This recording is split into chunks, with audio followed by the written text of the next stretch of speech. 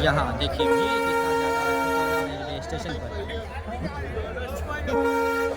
पहली बार ट्रेन आई है और यहाँ का वीडियो पूरा आपको फेसबुक और यूट्यूब चैनल पे मिलेगा कल।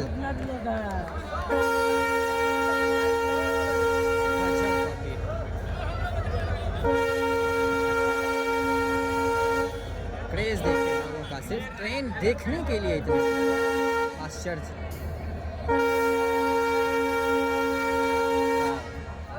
अच्छा, ये इस रूट पर इतना ज़्यादा ट्रेन का क्रेज है और इस ट्रेन को बंद करके रखा गया 7.5 साल से।